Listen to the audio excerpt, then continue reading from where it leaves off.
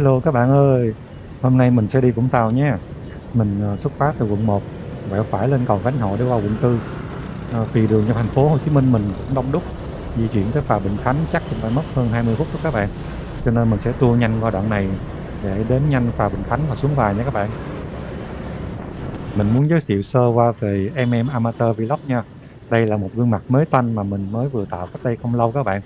Và đây cũng là lần đầu tiên mình làm một cái kênh vlog như vậy. Amateur là nơi mình sẽ chia sẻ các kiến thức, tâm huyết về trải nghiệm xe tay ga, du lịch bằng xe hai bánh, công nghệ và những gì liên quan đến cuộc sống của mình. Mình đã từng chạy qua những con xe như là NVIS năm 2017, ADV 150 2019 nè.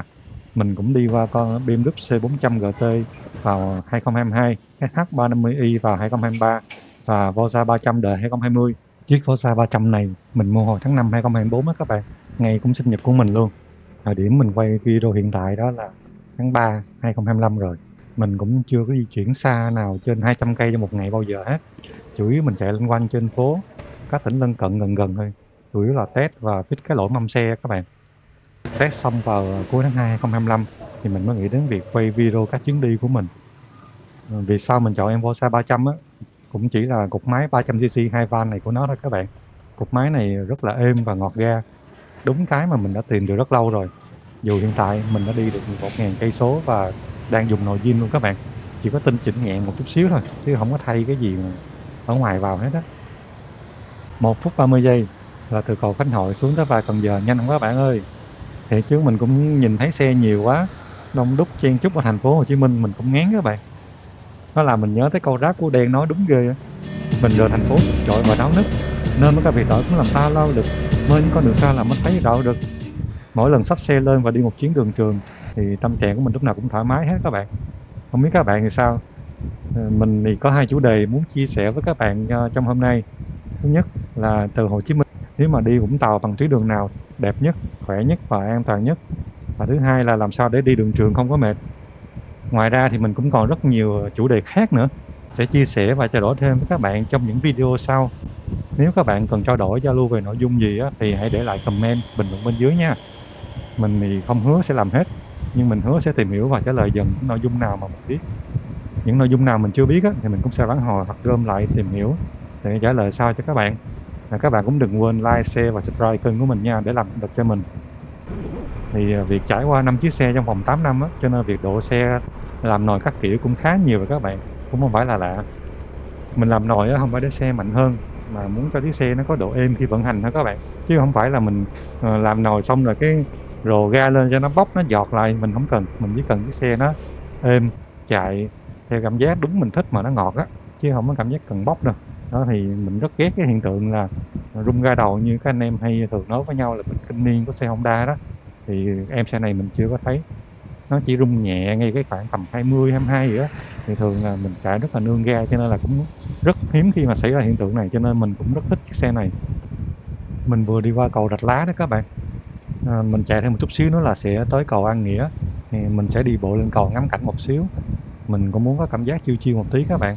Vì mình đi một mình mà đâu có vướng bận gì đâu. Thành ra là ghé cầu coi chút xíu rồi mình lại đi tiếp thôi. Quay lại câu chuyện hồi nãy, vì sao mình chọn em Forza 300 này các bạn. Về kiểu dáng á, thì tùy gu thẩm mỹ mọi người. Cá nhân mình á, thì nếu so với cùng phân khúc á, là X-Max 300 thì mình thích sự gọn gàng của em Forza hơn. Còn về tiện ích của nó thì mình cũng thích các bạn. Nhất là cái kính chắn gió chỉnh điện, gương chiếu hậu nằm xa á, mình cảm thấy nó dễ quan sát hơn rất là nhiều so với lại cái kính chiếu hậu mà để trên cái ghi đông. Phía trước mình là cầu An Nghĩa rồi các bạn ơi.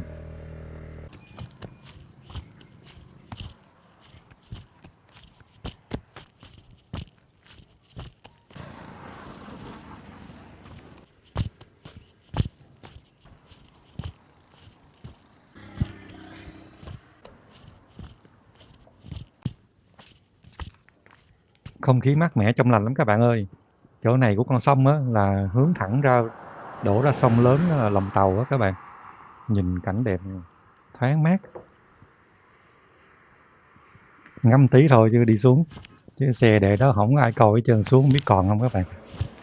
Hồi không có chắc đi bộ về quá.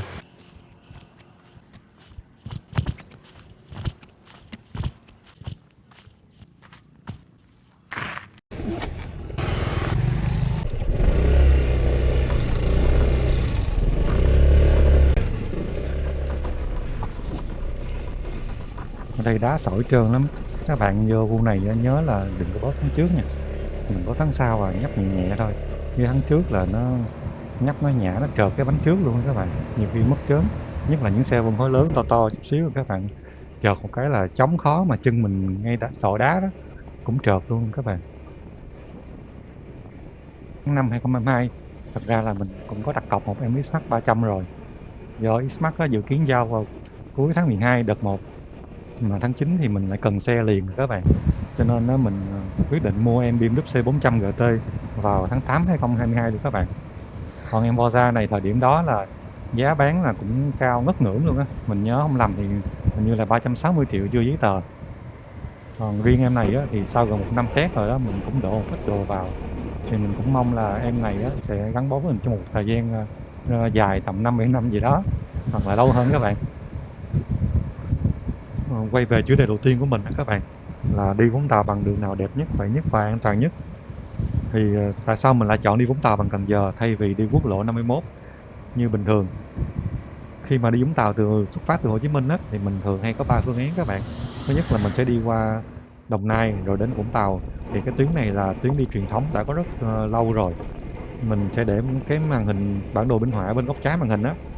Mình sẽ lấy mốc là từ nhà mình, ở gần nhà mình đó là ngay công viên Thỏ Trắng á, đường Cách Mạng tháng 8, và đích đến sẽ là bãi sau Vũng Tàu, để làm cái khoảng đường mình so sánh giữa ba tuyến với nhau nha. Thì tuyến tiếp theo á, là tuyến thứ hai, là sau này á, là mình sẽ có đi từ Phà Cát Lái qua Nhân Trạch, sau đó chúng ta sẽ rẽ phải vào quốc lộ 51 rồi đi tiếp đến Vũng Tàu. Tuyến này á, thường là đi để tránh ngã ba Vũng Tàu ở Biên Hòa thì bị kẹt xe á các bạn. Còn tuyến thứ ba á, là đi qua Nhà Bè, chúng ta qua phà Bình Khánh rồi sau đó là qua phà Cần Giờ, tới Cần Giờ xong thì chúng ta sẽ đi tàu Cần Giờ Vũng Tàu. Thì cái tuyến này nó sẽ có từ thời 2021 đó các bạn, lúc đó là cái phà Cần Giờ Vũng Tàu và Vũng Tàu Cần Giờ khánh thành rồi, thì mình sẽ đi được tuyến này. Còn trước 2021 á, thường chúng ta đi Cần Giờ xong rồi qua đó ăn hải sản ở Cần Giờ, chơi ở Cần Giờ một tí rồi quay về thôi, chứ đâu không có đi Vũng Tàu được. Đó, theo mình á, mỗi tuyến đều có cái ưu nhược khác nhau. Thí dụ như ha, nếu mà chúng ta đi tuyến bình thường, chúng ta đi qua Biên Hòa Đồng Nai á, thì hầu như là các bạn nào đã quen đi rồi đó thì thấy nó rất bình thường, bởi vì nó cũng là cái trục đường chính đi từ Hồ Chí Minh đi ra Biên Hòa rồi đi ra Đồng Nai, rồi có khi chúng ta sẽ đi qua Phan Thiết hay là đi Đà Lạt, thì cứ đi theo cung đường đó là bình thường thôi. Và thời gian đi á, thì hầu như là các bạn sẽ đi sớm chứ không có đi trễ. Còn mình á, thì tùy, nếu mình thường hay xuất phát tầm 6 giờ, 6 rưỡi hay 7 giờ thì đi tuyến đó chắc chắn là sẽ kẹt xe rồi các bạn. Còn ví dụ như là mình đi Cần Giờ Vũng Tàu thì các bạn sẽ thấy là mình di chuyển cũng không có phải chật vật hay là kẹt xe như hai cái tuyến kia. Các bạn đi giờ nào cũng được, nhưng mà nên né cái giờ kẹt xe ra, tại vì kẹt xe các bạn đi qua quận 4 nó thiệt luôn. Quận 4 quận 7 giống như cực hình vậy đó, đông đúc lắm các bạn. Đường Nguyễn Tất Thành thì lúc nào cũng đông trong giờ kẹt xe, còn quận 7 thì kẹt ngay khu cái xuất Tân Thuận, ngay chỗ mà đường Tấn Phát á. Cho nên là các bạn cũng cân nhắc cái thời gian đi của mình và lựa chọn tuyến đường cho phù hợp thôi. Về ưu điểm nha, nếu mà đi Cần Giờ thì các bạn sẽ cảm giác là con đường nó rất là vắng vẻ, nhất là nếu mà các bạn đi với gia đình á, có chở trẻ em nhỏ thì rất là ổn luôn. Chúng ta sẽ không lo bị ngợp say nắng hay là khói bụi hay là xe container gì hết. Thứ hai là không khí của đường sắt này nè cực kỳ trong lành luôn, thì được mệnh danh là lá phổi của thành phố Hồ Chí Minh mà các bạn. Thứ ba nữa là đường yên tĩnh, vắng vẻ, an toàn. Các bạn có thể chạy với vận tốc đều đều tầm 55-60 thôi, nhưng mà các bạn lưu ý là cũng vẫn có công an cảnh sát giao thông phán tốc độ nếu các bạn chạy quá nha. Mình lâu lâu đi mình vẫn thấy có, thường đứng bên góc phải góc trái mà ngay khúc giữa. Ngoài ra thì cái đường này nó cũng dành cho các bạn nào ít đi đường trường nhiều á, thì chạy ngắn tầm 70-80 cây số rồi thích quay video chill chill rồi phong cảnh đẹp nè, đi giờ nào cũng được. Đó thì các bạn có thể cân nhắc cái tuyến đi Cần Giờ này. Còn ưu điểm của cái tuyến đi Biên Hòa là thường là có một số khúc á, các bạn có thể chạy được 70 cây số một giờ lận. Thứ hai là các bạn có nhiều lựa chọn ăn uống nghỉ ngơi đi dọc cái tuyến đường đó, vì dân cư sinh sống rất là nhiều. Đó thì đi hai cái tuyến như là Biên Hòa hay là đi cái tuyến bên Nhân Trạch đó, thì mình cũng sẽ thường hay ghé ngang qua đảo Gò Găng. để ngắm cảnh. Đường nó cũng vắng vẻ và nói chung là chạy cũng thấy thoải mái hơn so với là đi tiếp quốc lộ 51 vào trong Bà Rịa. Hoặc là nếu các bạn mà thích ăn hải sản trên bè á, thì ngay khúc mà đảo Gò Găng á, các bạn rẽ phải vào cái hướng bên đảo ra bè á, thì các bạn sẽ được qua bè, có những cái ghe người ta đón các bạn ra ăn hải sản. Những cái đó là cái quan điểm cá nhân của mình thôi các bạn. Còn bạn nào thấy có nhiều cái hay hơn hay là có những cái gì chia sẻ thêm á, thì hãy để lại bình luận bên dưới nha. Mình sẽ chuyển qua cái phần nhược điểm luôn. Đó, còn nhược điểm nha, thì nếu mà các bạn đi Biên Hòa hay là các bạn đi Nhân Trạch á, thì thường đa số là xe cũng rất là đông, tại vì đây là trục giao thông chính mà. Cho nên các bạn chạy về hướng Biên Hòa đi thì chắc chắn là sẽ kẹt xe ngay khúc gần gần ngay ngã ba Vũng Tàu á. Còn bên hướng mà đi Nhân Trạch á, thì các bạn cũng sẽ dễ bị kẹt xe bên khu quận 7 nhiều. Ngoài ra khi mà các bạn đi về hướng từ phà Cát Lái á, là cái khúc đó là cực kỳ kẹt xe luôn, đường nhé, rất rất là nhỏ luôn. Các bạn chạy ngang qua khu Đồng Văn Cống này nọ cũng kẹt xe nữa. Khi mà giao tới gần khu Mai Chí Thọ đó, trời đèn đỏ cũng lâu lắm. Còn bên hướng Biên Hòa á, các bạn cũng phải cẩn thận, tại vì có những khúc mà đi 70 cây số á, mà cách đó tầm 150 cái mét gì đó, các bạn sẽ thấy có một cái bảng còn có 50 cây số giờ. Các bạn mà chạy không cẩn thận là coi chừng bị dính bắn tốc độ á, là cái mức dính lỗi là quá tốc độ mức 2 luôn nha, cái đó tiền phạt cũng khẩm các bạn. Cho nên là chạy xe thì các bạn chịu khó lưu ý coi cái bảng tốc độ này nọ, đừng có chạy vượt quá thôi, mình đi chơi mà, nên cứ đi từ từ là được. Còn tuyến đi Cần Giờ các bạn cũng có nhược điểm nha, nhược điểm cũng nhiều lắm luôn á. Thứ nhất là các bạn lưu ý là không có chỗ sửa xe khi hỏng hóc hay là bị xẹt bánh chẳng hạn, thì hầu như các bạn phải gọi vào cái đường dây nóng dọc đường á, bên tay phải á, hay có những cái bảng là cứu hộ sửa chữa xe. Đó thì các bạn phải kiểm tra thật là kỹ xe mình có bị găm đinh hay là bị xì lớp lỗ mọt gì không á. Chạy dọc đường mà xẹt ngay giữa đường thì mệt mỏi lắm. Mình thì lúc nào cũng mang theo đồ bơm với đồ phá sẵn rồi các bạn. Ngoài ra thì đi tuyến này các bạn sẽ tốn chi phí cao hơn so với tuyến khác. Ví dụ nếu mà các bạn đi tuyến này thì các bạn phải tốn thêm tiền phà. Từ phà Cần Giờ qua Vũng Tàu là một xe một người là 120.000, nếu mà đi hai người là 190.000. Đó thì trừ cho cái quãng đường các bạn đi ngắn hơn chút xíu thì thực tế là chênh lệch nhau tầm 100 đến 150 tùy theo cái số lượng người đi. Ngoài ra thì tuyến này không dành cho các bạn ở khu vực mà gọi là ngay Thủ Đức hay là quận 2, quận 9 nha. Các bạn mà dòng từ quận 2, quận 9, Thủ Đức mà các bạn dòng về hướng bên quận 4, quận 7 là đi xa lắm. Nó cũng không có bớt được bao nhiêu so với lại cái tuyến đường này. Thành ra là các bạn ở ngay khu vực mà miền Đông các bạn cứ đi thẳng tuyến Biên Hòa là ổn nhất. Đó, còn các bạn nào mà ở ngay cái khu mà hướng miền Tây như là quận 1, quận 4, quận 8 thì các bạn chạy đi tuyến này thì nó sẽ ok hơn là mình đi thẳng lên hướng Thủ Đức. Còn thời gian đi của 3 tuyến này thì mình nói ra các bạn sẽ hơi bất ngờ, thực tế là các bạn cũng phải mất đâu đó tầm 3 tiếng đồng hồ đi cho 3 tuyến này. Mặc dù là đi hướng Cần Giờ Vũng Tàu thì các bạn ngắn hơn rất là nhiều. Từ thành phố Hồ Chí Minh mà nó chạy qua tới được phà Bình Khánh là các bạn đi tầm 20 cây số. Thời gian di chuyển là tầm 30 tới 40 phút rồi. Rồi từ phà Bình Khánh ở Cần Giờ các bạn, thời gian các bạn chờ từ phà Bình Khánh mà qua được tới bên Cần Giờ thì mất đâu đó tầm 15 tới 20 phút. Rồi sau khi chúng ta tới Cần Giờ thì thời gian mà chạy từ Bình Khánh cho tới ngay chỗ phà Cần Giờ Vũng Tàu các bạn cũng phải mất tầm 45 phút cho quãng đường tầm 40 cây số. Đó thì các bạn thấy đó. Và thời gian mà các bạn đi từ phà Cần Giờ mà đi qua tới Vũng Tàu là các bạn cũng phải mất đâu đó tầm 45 50 phút. Ý mình là các bạn phải tới trước 10 phút 5 phút để các bạn lên phà nha. Tại vì đúng giờ là phà chạy rồi. Nên là các bạn cảm thấy là đi tuyến này nghe nó ngắn chứ thực tế thời gian cũng vậy à. Còn đôi khi nha, các bạn mà canh giờ không chuẩn các bạn mà đi ra tới phà Cần Giờ Vũng Tàu mà tầm 10 giờ 5, 10 giờ 10 vậy đó là cho các bạn ngồi đợi 1 tiếng đồng hồ.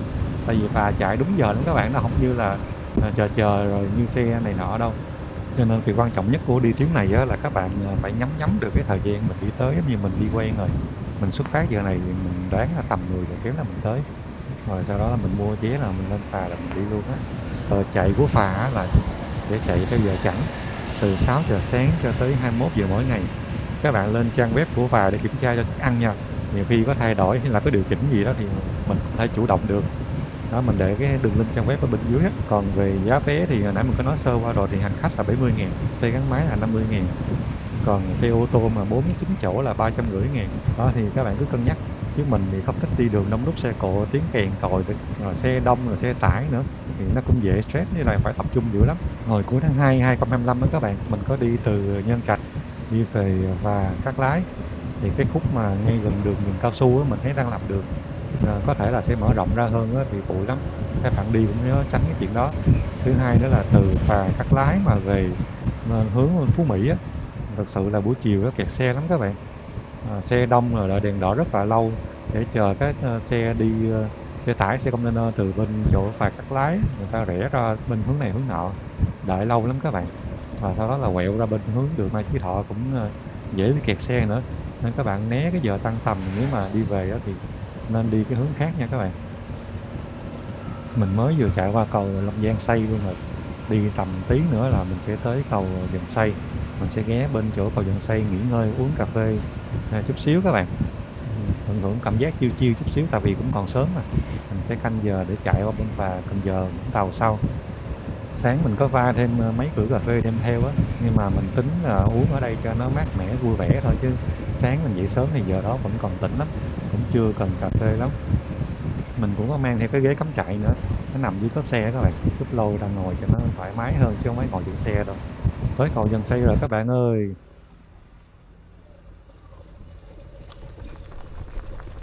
Làm miếng cà phê cho nó tỉnh tí xíu các bạn.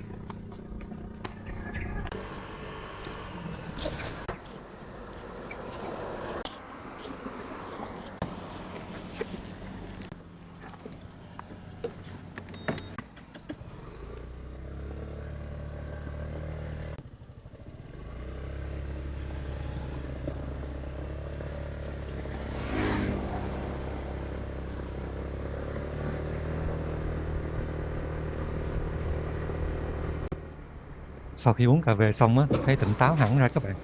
Ngày nào mình cũng phải uống khoảng 2 cữ cà phê. Thường là mình mua cà phê hạt về, trộn lại theo tỷ lệ mình thích. Mỗi lần mình uống á là mình sẽ xay luôn. Xay rồi mình pha bằng máy. Tự pha là mình có thể chủ động được ủ cà phê trong bao lâu nè, và pha loãng theo gu của mình như thế nào. Rồi canh cái lượng sữa nó ít vừa phải với mình. Mình thích cà phê sữa vì nó có vị ngọt nhẹ, thơm thơm của cà phê á, nó hòa trộn với một ít hương vị ngọt nhẹ của sữa, các bạn thích hơn. Chứ mình không thích uống cà phê đen lắm các bạn. Rồi mình tiếp tục chia sẻ về chủ đề, đó là cách đi đường trường làm sao để không mệt nha. Cái này á, theo quan điểm cá nhân mình thôi, thì mình chia làm hai nhóm yếu tố chính. Nhóm thứ nhất đó chính là về sức khỏe bản thân, và nhóm thứ hai đó chính là về cái phương tiện di chuyển của mình. Thì cụ thể đây là chiếc xe gắn máy của mình á. Với mình thì sức khỏe là quan trọng nhất, còn về xe thì mình nghĩ nó cũng là yếu tố phụ thôi. Có xe xịn xe sang thì càng tốt, nhưng mà các bạn đừng quên rằng có những bạn đi chiếc xe máy rất là bình thường, như những chiếc xe quay, xe Dream này nọ, hay là xe Airblade bình thường vậy đó, muốn đi phượt phà phà mà.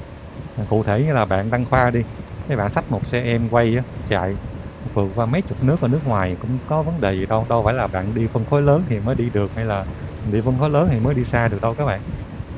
Đó, cho nên là mình vẫn quan tâm về yếu tố sức khỏe nhiều hơn, và có sức khỏe là có tất cả. Đó, các bạn thấy không, câu này lúc nào cũng đúng hết á. Về sức khỏe thì mình chỉ thấy là có hai thứ cần quan tâm, đó chính là thứ nhất là các bạn tập thể dục thể thao, thứ hai là các bạn nghỉ ngơi khi di chuyển là một cách hợp lý. Về tập thể thao thì các bạn nên chọn tập một môn thể thao chủ yếu là tăng sức bền cho mình, ổn định sức khỏe trong quá trình khi mà mình đi du lịch, chứ có ai giống như là bây giờ mình đang chạy phà phà như vậy tới nơi du lịch xong rồi cũng ok, không vấn đề gì. Nhưng mà tự nhiên mình thấy mệt người, nhức đầu, say nắng rồi cơ thể ê ẩm hay là lưng nó ê, người nó ê, các bạn mất cảm hứng liền. Nó giống như mình đi thì mình thường hay tập gym ở nhà, mình chỉ cần có một cái tạ dài với là 2 cái tạ đơn. Mình cũng tập gym từ lâu rồi, cho nên là cái việc mà không cần đến phòng tập hay là máy móc thiết bị nhiều thì mình thấy không cần thiết. Chủ yếu tập để các nhóm cơ của mình nó hoạt động tốt thôi. Mà trong quá trình như là mình đi xe, mình di chuyển, mình dắt xe này nọ vậy đó, mình có thể kéo được chiếc xe mình đang xài thôi. Như con Forza này là nếu mà đổ xăng đầy thêm một ít đồ vô thì trên 190 kg nha. Thì thật ra con này với lại con SH 300 350 nó cũng cỡ cỡ nhau, các bạn không có khác nhiều đâu. Còn nếu các bạn bận quá hoặc thời gian không có nhiều á thì mình nghĩ là chỉ khởi động khớp nè, làm nóng người nè, rồi hít đất sơ sơ trong vòng 5 đến 10 phút là xong rồi. Ngoài ra các bạn cũng lưu ý là khi mà cơ thể đang mệt á thì quan điểm của mình thôi nha, là hạn chế tập nặng, hãy để cho cơ thể nó nghỉ ngơi, nó phục hồi lại. Bản thân mình á là mình đã từng tập rất nhiều bộ môn như là karate, bóng bàn, bóng rổ, bóng đá, rồi cầu lông, nói chung là nhiều lắm các bạn, đếm không xiết luôn á. Nhưng mà có một môn á mà hầu như là mình thấy là mình tập liên tục, nhất là suốt 3 năm nay nha, là mình chưa có bỏ ngày nào luôn á. Bạn biết đó là môn gì không? Đó chính là dắt xe á các bạn. Thiệt, nó là dắt xe đó, các bạn nghe không có nhầm đâu. Một chiếc xe phân khối lớn nãy mình nói đó, lúc nào nó cũng tầm 180, 190 hết trơn, đâu có nhẹ đâu. Nên các bạn mà dắt xe ra mỗi ngày từ nhà mình đi xuống lề rồi dắt quay dắt lại di chuyển nó lên xuống là cũng là một cái quá trình mà cơ thể mình nó vận động rồi các bạn. Một cách vận động tự nhiên á, chứ không phải vậy đâu. Hồi xưa mình nhớ giai đoạn mà mới mua con BMW C400 GT á, con đó mà đổ xăng vô xong là 225 kg. Các bạn tưởng tượng đi, dắt lên nó xuống nặng lắm, chiếc xe đó nặng hơn rất là nhiều. Nghỉ ngơi hợp lý khi mà các bạn đi du lịch như vậy nè, mình khuyên các bạn là nên xem trước cái tuyến đường. Ví dụ tuyến đường này đi thì mình chọn nghỉ ngơi ở 2 điểm, giống như hồi nãy các bạn thấy là mình nghỉ ở cầu An Nghĩa. Cái thứ hai là mình nghỉ ngơi ở cầu Dần Tây. Thật ra mình chạy thẳng cũng được, nhưng mà tại mình nói các bạn rồi đó, mình thích có cảm giác nó chill chill. Mình chạy một ngày là chắc cũng phải tầm 300 mấy được á. Mình chưa thử thêm nhưng mà mình nghĩ là mình đi trên 400 cây một ngày được. 15 tới 30 phút á, các bạn xem đánh giá quãng đường sắp đi, thêm cái vị trí nghỉ vào trong cái Google Maps á, thì tí nữa về mình sẽ để cái hình trên đây cho các bạn xem cái quãng đường mình đi và mình lưu lại, hoặc một cái đường link ngắn short URL đó, công cụ chat nào đó các bạn cần là mở lên để các bạn bấm nó ra được cái bản đồ luôn. Các bạn không phải là mới sáng sớm dậy dắt xe rồi mình ngồi chỉnh chỉnh thêm vô, thì các bạn làm trên laptop á, nó dễ hơn.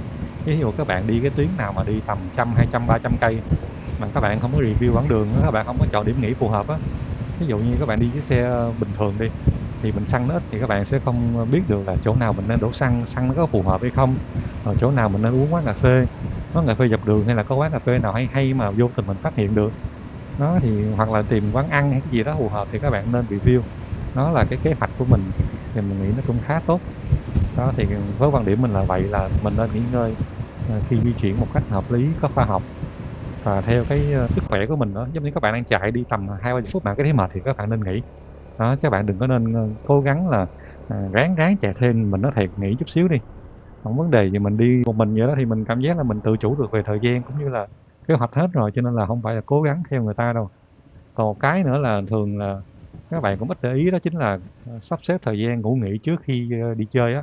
Ví dụ như các bạn mỗi khi đi chơi xa đi, ý mình là đi xe gắn máy nha, chứ không phải các bạn đi theo đoàn, đi theo công ty nha. Các bạn thường dậy sớm không? Và các bạn thường hay dậy giờ nào đi giờ đó? Các bạn để lại bình luận comment bên dưới nha. Nhưng mình thì thường là mình sẽ dậy sớm nè, mình sẽ tắm rửa cho cơ thể mình mát mẻ, mình sẽ kiểm tra lại đồ đạc trước đó.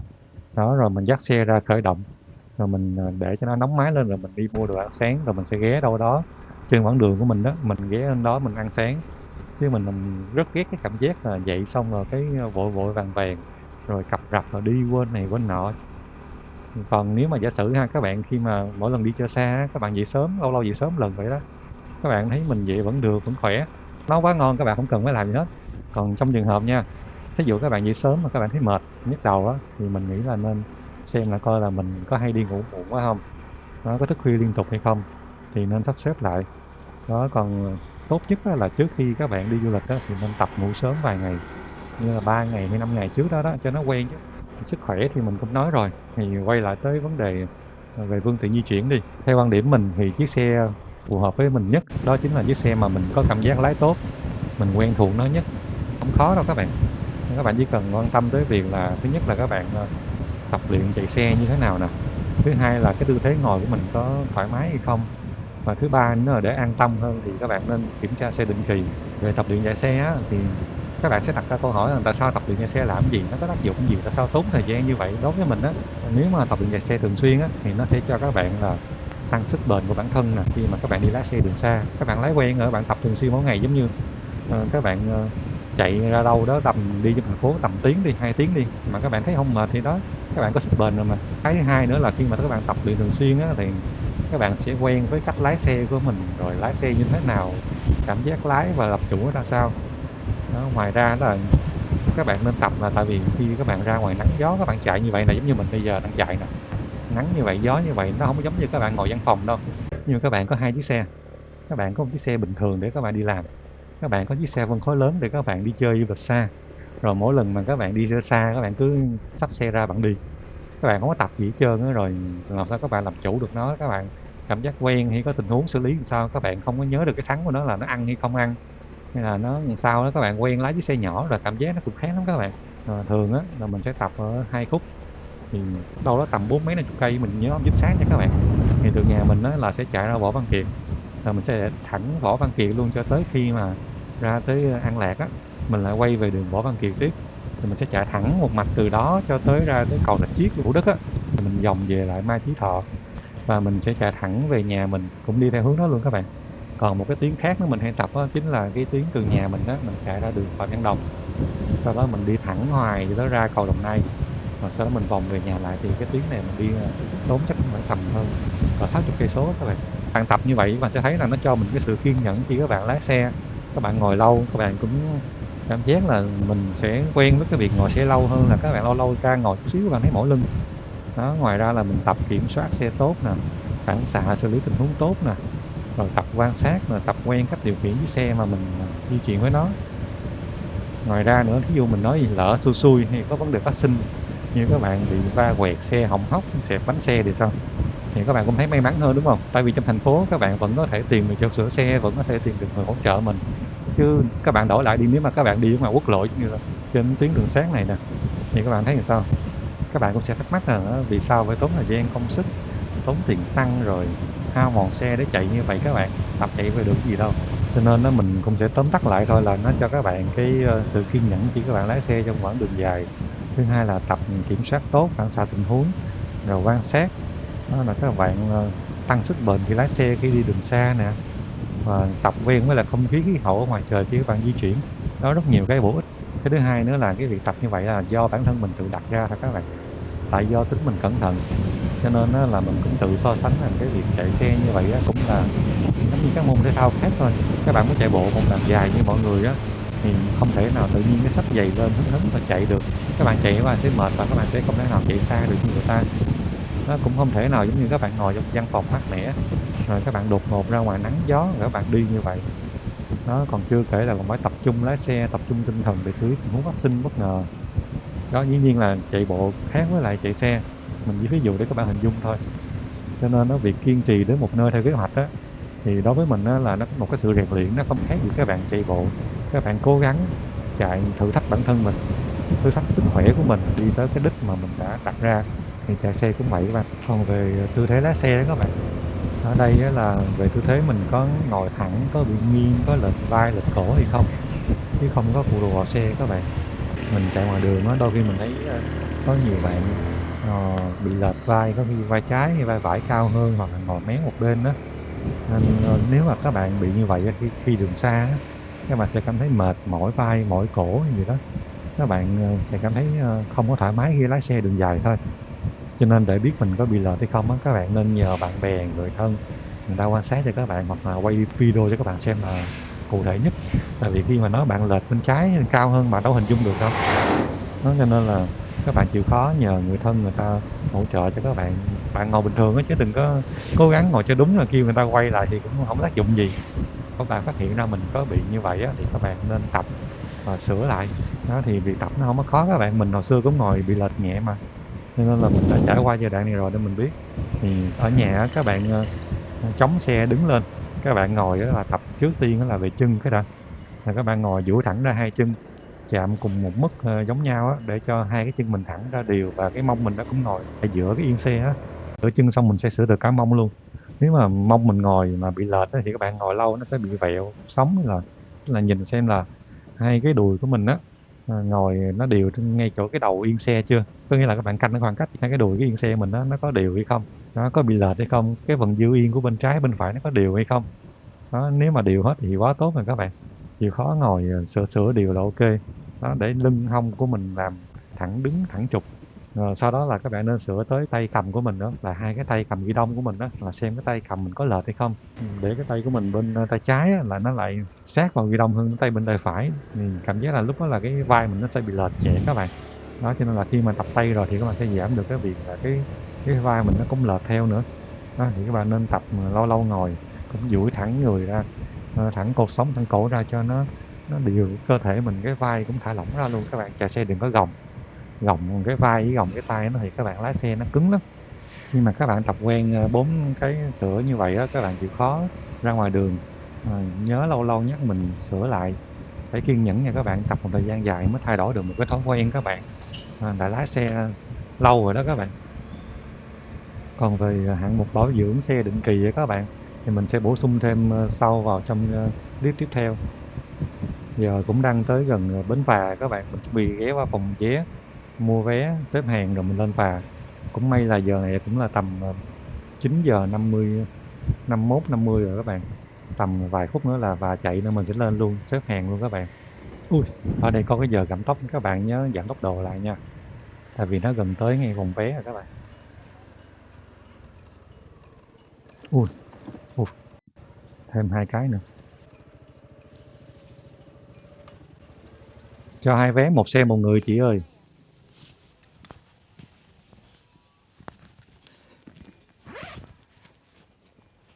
120.000 các bạn.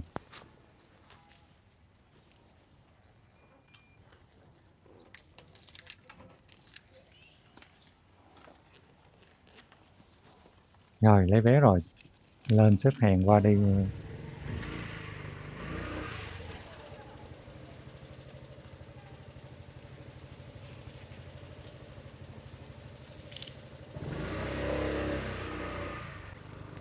Các bạn lưu ý là bến phà đi từ Cần Giờ mà đi qua Vũng Tàu á, thì nó gọi luôn là bến phà Cần Giờ Vũng Tàu.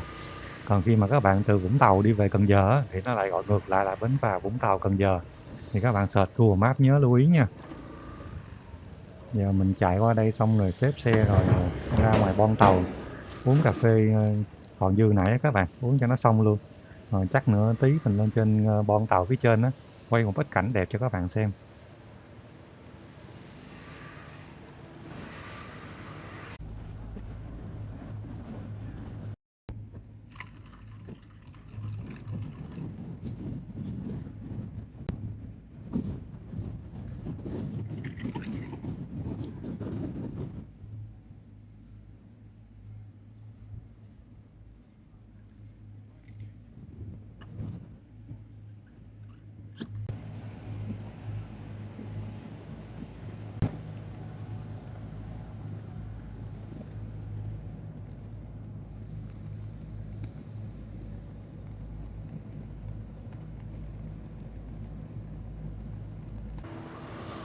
Phà cập bến rồi các bạn ơi, bây giờ mình xuống bên Vũng Tàu luôn các bạn. Ngay đây là bến phà Vũng Tàu Cần Giờ nè. Mình cũng tranh thủ xuống sau để quay cho nó đẹp đẹp chút xíu các bạn.